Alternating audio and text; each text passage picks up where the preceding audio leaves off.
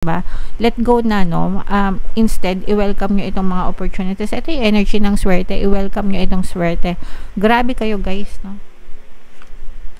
May blessings na, may swerte pa, may tagumpay pa, 'di ba? So kayo na, triple combo ito. I-mind nyo ito, Cancer, sa comment section kasi deserve nyo talaga ito yung mga blessings in disguise, no? So i-mind nyo to. Ibig sabihin, guys, nitong blessings in disguise, may mga unwanted, unnecessary na energy, people, things, situation na i-remove, aalisin sa universe sa buhay mo.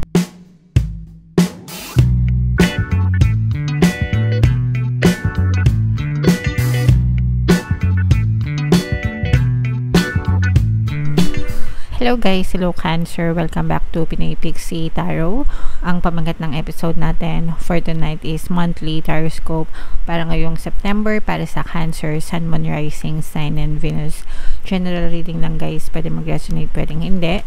Sa dulo ng video mga kapixie, magkakaroon tayo ng yes or no pick a card reading. Ito yung deck na gagamitin natin. So, pwede kayong magtanong ng isang tanong, answerable by yes or no. Tapos, titingnan natin yung sagot ng tarot sa inyo guys. So, sa dulo ng video yan, kaya make sure na tapusin nyo yung video. So, ito yung mga mensahe sa inyo guys ng inyong mga gabay. So, meron tayong let go, meron tayong opportunity, wow, and communicate clearly, mga kapigsi. So, unang-una guys, let go, no? Matuto tayo mag-let go dun sa mga unnecessary, no? Unnecessary things, unnecessary people, unnecessary situation na alam naman natin na walang magandang idudulot na sa buhay natin. Especially yung mga tapos na, no? Yung mga tapos na nangyari na, 'di ba? There's no point in thinking about those things over and over again kasi kapag palagi lang nating iniisip yung mga problema natin, yung mga nagpahirap sa atin, yung mga naging cause, naging dahilan ng mga pighati natin, no? Kapag paulit-ulit lang nating inisip yun guys, lalo lang tayong may stuck sa buhay natin and napipigilan yung progreso sana natin, no? And dagdag pa nun, kapag nagtanim pa kayo ng mga negative emotions, anger, hatred, resentment, grudges, yan. Any negative emotions, no guys, yung mga negative emotions na yun, yung nagiging balakid, no, nagiging sanhi ng pagkakaroon ng balakid para magkaroon kayo ng matiwasay at mapayapang pamumuhay. So, learn to let go guys, matutong mag-move on, free yourself, no? Ikaw yung makakapagbigay sa sarili mo ng kalayaan, mga kapiksi. So, do yourself a favor, don't be too hard on yourself and learn to let go, mga kapiksi. Ito naman guys, mga opportunity, no? Saluhin mo itong oportunidad na to guys, tingnan nyo yung kamay niya, ayan o, nakaganon, di ba, nakasalo. Yan. So, isaluhin nyo guys. Ibig sabihin yan, saluhin nyo yung mga biyaya, mga blessings, mga pagpapala, mga opportunities na pwedeng ikapagkaloob sa inyo ni universe ngayong buwan. Kailangan receptive kayo guys. Pag sinabing receptive, ready to receive, and para malagay kayo sa state na yan, always kayong magpasalamat, always be grateful. Kapag grateful kayo guys, ibig sabihin ng grateful, nagpapasalamat, no? Pag palagi kayo nagpapasalamat guys sa lahat ng mga blessings at mga biyaya, kahit gaano kaliit, kahit gaano kalaki, more blessings pa yung ipagkakalob sa inyo ni universe guys, okay? And ito guys, communicate clearly sa lahat ng aspeto ng buhay, no? Communication talaga yung susi sa pagkakaroon ng matiwasay na relationship, even with the universe, even with God, the divine, mga kapiksi. Nagdadasal tayo, diba? So yun yung communication natin sa kanya. Dapat maliwanag, malinaw yung mga pinagdadasal nyo. Hindi pwedeng kayo na pambahala, no? Wag gano'n, no? Kasi kailangan be specific with your desires, with your prayers, mga kapisi, para yun talaga yung makamtan nyo sa buhay nyo. And sa relationship nyo, ganun din. Be clear, be precise sa romantic relationship, sa family, sa friends, sa trabaho, sa negosyo, diba? Sa mga kliyente, lahat mga kapiksi. Kailangan magkaroon kayo ng open communication, clear communication, mga kapiksi, para maging harmonious yung mga relationship nyo. Okay? So, comment down below, Cancer, if feeling nyo naka-resonate kayo dyan. Tingnan natin, guys, yung ganap sa inyo ngayong September. Shuffle ko to, guys. Habang sinashuffle ko to, panoorin nyo muna yung video natin regarding sa ating paano mag-manifest ng abundance video course. Kapiksi, sawa ka na ba sa mga struggles at hirap sa buhay mo? Masipag ka ba at masikap sa buhay ngunit hindi ka pa rin umaasenso? Ilang beses ka na bang nag-attempt mag-negosyo at mag-invest pero palagi ka pa rin nalulugi? Sa pagkakataon na ito ay maaaring may subconscious beliefs ka na nagiging balakid sa iyong pag-unlad at pagyaman. Introducing, paano mag-manifest ng abundance video course.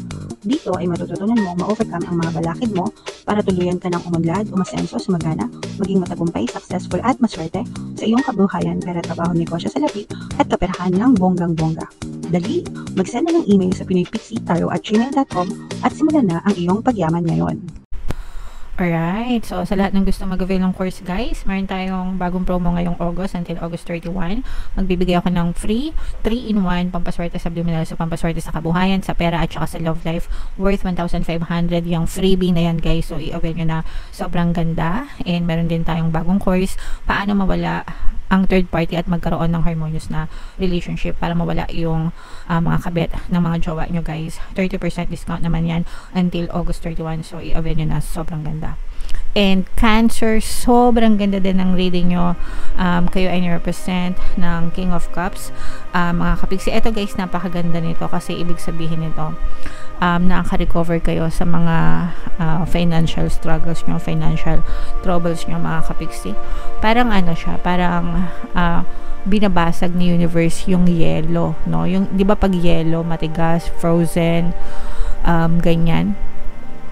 So, ibig sabihin ng binabasag, syempre, pag nabasag yung yellow, natunaw yung yellow, magiging flowing yung abundance sa buhay nyo. So, itong sun card na to, ito yung blessings, mga kapiksi, no? So, parang tutunawin ni universe, babasagin ni universe yung pagiging stagnant ng kaperahan nyo. Pagka-stuck ng kaperahan nyo, okay? Babasagin niya lahat ng balakid, lahat ng blocks, and para dumaloy ng malaya yung mga blessings at kaperahan sa buhay nyo, mga kapiksi, okay?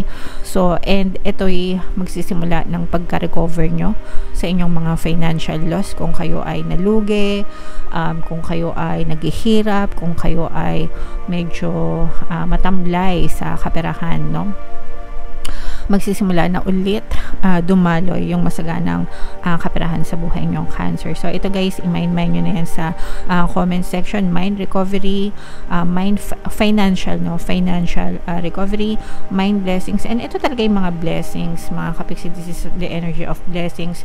May mga bagong kontrata na dadating sa inyo. Kung kayo ay nagbibid or nagne-negotiate, let's say, for example, project-based kayo, nagbibid kayo sa isang kontrata, ganyan, meron kayong mga kalaban na other, I don't know, bidders sa isang certain project, kayo yung mananalo, kayo yung magwawagi, kayo yung mapipili. Let's say, for example, ahente ka ng kotse, meron kang kliyente, tas yung kliyente na yun, marami pa palang ahente na kinakausap, or lupa, ganyan, ikaw yung ahente na mapipili, ikaw yung ahente na mananalo. Kung ikaw ay freelancer, nagbibigay ng service, maraming kliyenteng, maraming ahente na nakapila dun sa kliyente na yun, ikaw yung mananalo. Ganon, no? Nagets nyo ba, guys? So, you are the chosen one, Cancer. Ikaw yung mapipili, magagrant sa'yo yung kontrata, magagrant sa'yo yung approval. So, ikaw yung magwawagi dyan. And ang katumbas niyan, guys, is kashing-kashing, kaperahan, no? Kaperahan, success, tagumpay. Nasa inyo yung energy ng tagumpay, mga kapiksi. Yan, no? This is big wins and small wins. These are big wins and small wins, mga kapiksi. So, yung mga small wins guys, yung mga mini manifestation, mga bridge of incidents na tinatawag. Ibig sabihin, maliliit na sign na senyales na unti-unting nagmamanifest yung mga desires nyo. And yung mga big wins naman guys, talagang makikita kayo ng evidence na yung mga goals nyo, yung mga desires nyo, talagang merong evidence, no? Talagang merong movement, paggalaw, mga kapiksi. So ito guys, i-mind nyo lahat yan. Mind blessings, mind small wins, mind big wins, mind kontrata, yan, mga tagumpay, grabe. Mind nyo lahat yan. Recovery, yan yung magiging sagot guys, para tuluyan kayong makarecover, makabangon sa nananamlay na kaperahan, nananamlay na status ng kaperahan sa buhay nyo, mga kapiksi. Yung iba sa inyo guys, parang nanghihinayang kayo sa mga oras, no, na lumilipas na parang walang nangyayari sa buhay nyo, pero wag na kayo manghinayang guys. Kumbaga, kaya nga sabi dito, no, let go. Wag yun ng pagtuunan ng pansin yung mga reklamo, yung mga sayang naman, di ba? Let go na, no? Instead, i-welcome nyo itong mga opportunities. Ito yung energy ng swerte. I-welcome nyo itong swerte. Grabe kayo, guys, no? May blessings na, may swerte pa, may tagumpay pa, di ba? So, kayo na. Triple combo ito. I-mind nyo ito, Cancer, sa comment section kasi deserve nyo talaga itong. Ito yung mga blessings in disguise, no?